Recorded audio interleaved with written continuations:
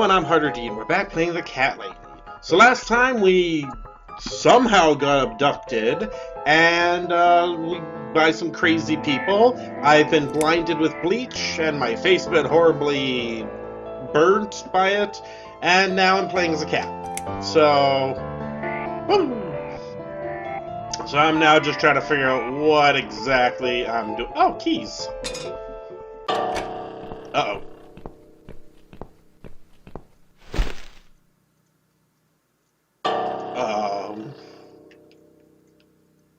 Let's just quietly get back in that hole. Oh. Okay, so that's not the option. What else can I do?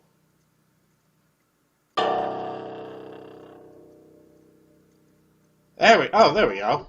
Oh, shit! Get back in the hole, kitty. Come on. Okay. Come on. There we go. Perfect. We got the key for Susan. So let's head back. There's our cute little kitty self. Boop, boop, boop, boop, boop. Little kitty feet. Little kitty feet. Alright, now let's key. Spit out. There we go. What? Who's this? My eyes. I can't see a thing. That bitch. Oh, now she's finally saying something about someone just blinding me A with key? bleach. Who are you? Say something. Anything. Wow. I should be able to unlock the handcuffs now.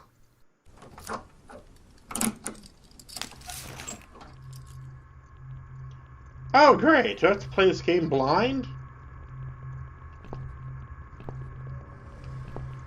Gun? The gun. That idiot left his gun. Yes, he did. Take the gun. No! No! I dropped it. Where is it? Where the hell is it? I don't know. Floor. Search. There we go. I've got it. There we go. Oh, man. Alright, let's just save real quick right here.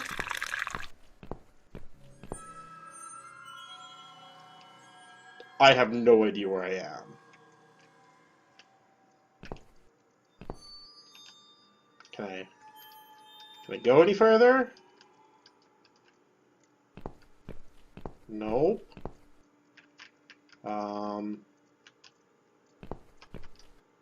Shoot yourself. Oh, because then I'll regenerate. Okay, that makes sense. I'm sorry, Mitzi. I have to break my promise. See, when I die, that's how I regenerate. And since my character can't see,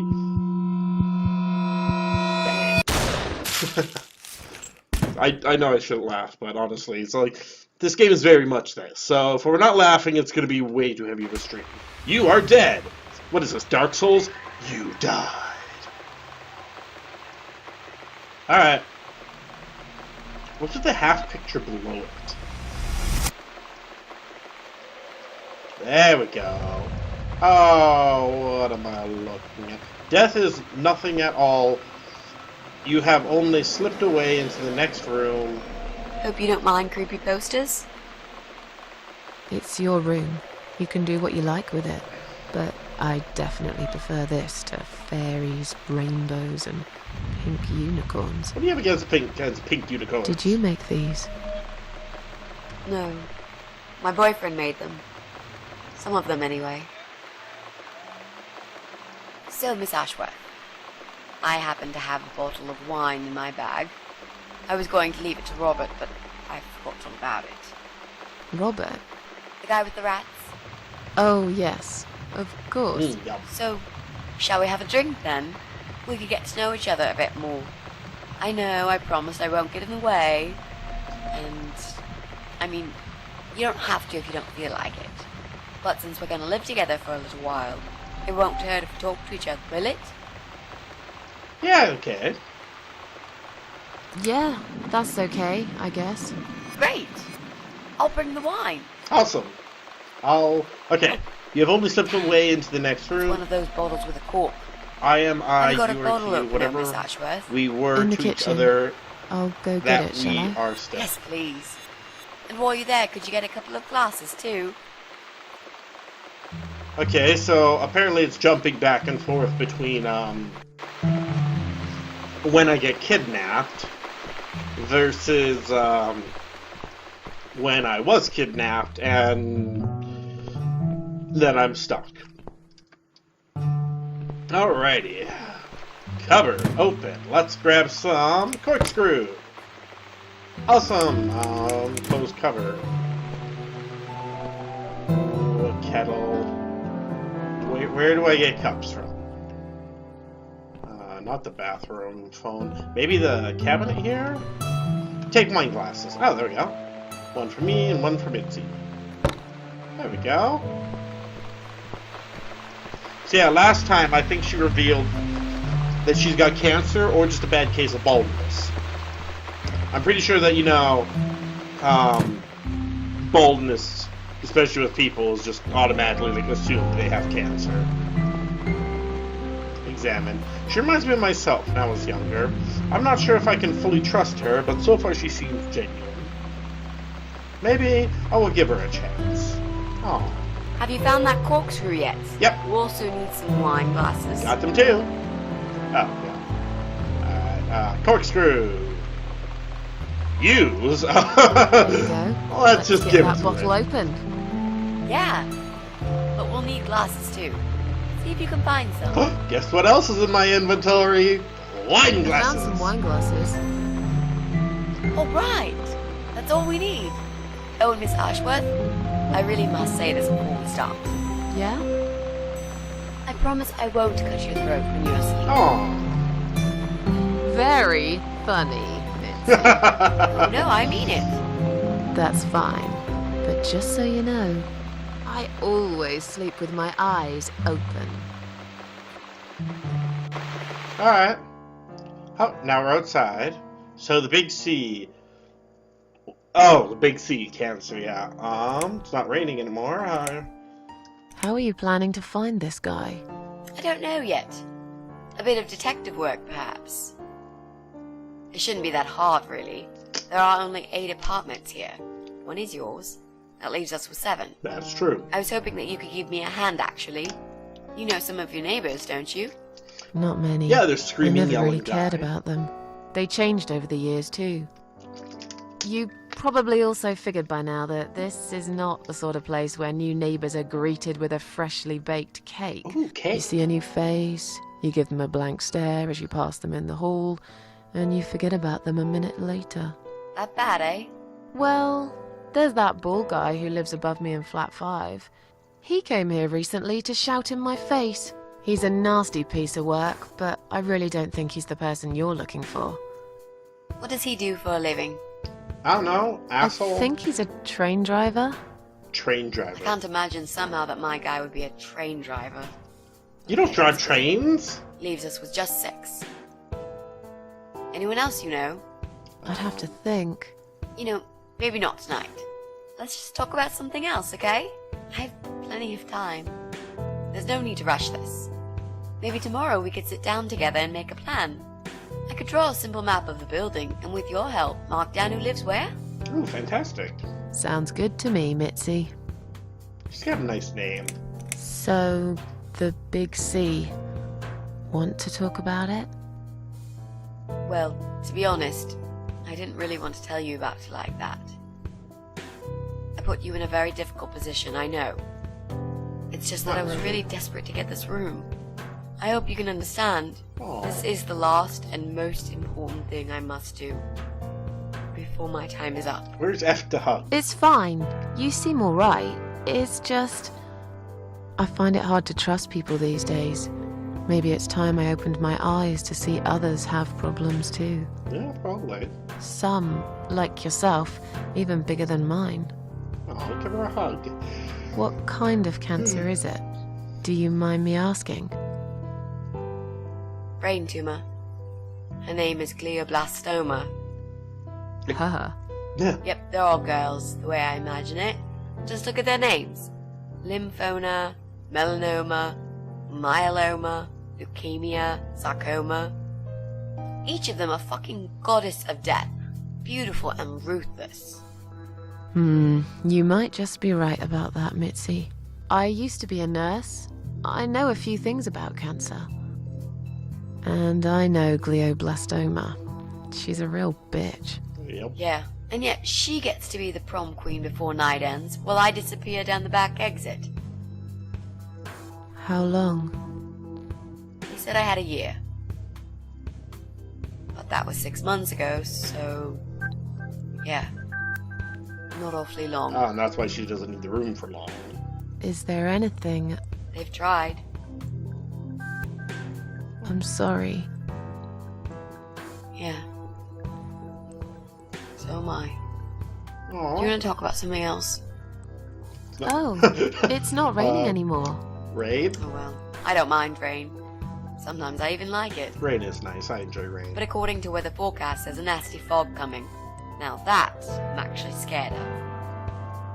I got lost in a fog once, when I was just 9 or 10. I remember I sat under a tree crying, thinking some monster would appear right in front of me and drag me away. Yeah, that's creepy. But now that you're a big girl, you know there are no monsters. Oh, there's... Yeah? How do you know? There's always monsters. They're just not big and, you know, deformed like we imagine. They take the shape of people. I've never seen one, nor has anyone else. The only monsters are us, murderers, rapists. There you go! The only monsters are us. Murderers, rapists, arsonists. They're the real beasts. So far from humanity, they're no longer capable of feeling compassion or guilt. Yep. They're the ones we should really be afraid of. But whether they're lurking in the woods or fog or the darkness of our cellars, it's all irrelevant. You can't predict what happens. You can't do anything to stop it. Close your door, lock it, don't let anyone in. There is only one way. You turn into a beast yourself, and like them, you show no mercy. Whoa! Where did that come from, Miss Ashworth? I just don't like murderers. They're nothing but... parasites. You mentioned a boyfriend. You mentioned a boyfriend. Tell me something about him. Yeah, okay. Let's talk about him. His name is Jack. He's cute. He's dead. Nope. Oh. Bad timing. Miss Ashworth, are you sure you want to listen about my miserable life? I don't want to bring you down. These aren't happy stories. And I'm not a happy stories kind of person. I'm sure you've noticed by now. Oh. I guess so. Why do not press F to hug? Anyway, I suppose I would have had to tell you about Jack sooner or later. After all, he is the main reason I'm here. I just don't know where to start. I have a cat. I just got a new cat. His name is Captain Poops. He's gorgeous. I love him. Alright, how did you take your news about the cancer? Jack made those pictures on your walls. He an artist. Jack made those pictures on your wall. Let's try to keep it a little Was he an positive. artist? He always liked all kinds of morbid stuff, whether it was music, movies, paintings. So do I, really. We had that in common, amongst other things. People say it's depressing to listen to sad songs or watch sad films. But I never felt that way. I like horror. And yet, you are scared of fog. Oh, that's different. I might be scared of fog, but I like spiders. They're beautiful. You must be out of your mind, Mitzi. No, honestly, there is a certain indescribable beauty in sadness. Just like there's beauty in the grey and ugly winter morning when you look past the obvious and notice what others can't see. You must love my apartment. It's like Ugly took a vacation here and never went home again. How did he die? How did he die? I'll get to that, Miss Ashworth. I love that she like. Let me just tell you more about him first, so you could understand what happened. All right. How did you Tell two me meet? how you two met. You know, we knew each other for, like, forever. We grew up on the same street. Oh, that's nice. It's funny how we seem to be made for each other. A perfect match. Aww. I always knew he was the guy for me, and I'm sure he never doubted that either. Jack was absolutely crazy about me. We thought one day we would marry, have children, be happy. I never had many friends because I had Jack. I didn't need anybody else. Oh. It's good to have If friends there's outside one of a thing I'm really relationship. grateful for in my life, it's that I got to experience this pure, perfect love. Some people go through a lifetime without knowing how it feels. I guess I've been very lucky. But all luck runs out sometimes. Yeah, that's true. How did he take the news about your cancer? He thought I was joking at first. He laughed. He got really angry. I swore to him I was serious, but he still wouldn't believe me. We had a big fight that night. It was our first and only fight. But it was awful. Oh, that's kind of shitty of Smashed him. and stuff. His guitar, of all things, was the worst. He loved that guitar. Why did he break it? He was absolutely furious. He walked out on me that night, and when he came back the next day, he was different. He Oh. begged me to try surgery and chemotherapy. I didn't really want those things, but I did the chemo for him. It didn't help. It just made me feel sick all the time. I felt trapped in this strange place where nothing that happened around me seemed real. Maybe that's why I didn't see what my cancer was doing to Jack, and it was destroying him as well. He changed. That's weird. He became obsessed with death.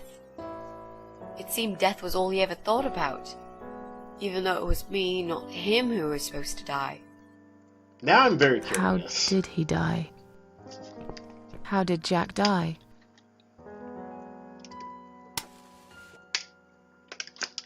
It was so distant in the last few weeks before he died. What I didn't know was that he kept looking for something. I don't think he even knew what exactly. Oh, the fog's coming in. But it eventually found him. What was it? Or rather, he found him. Oh.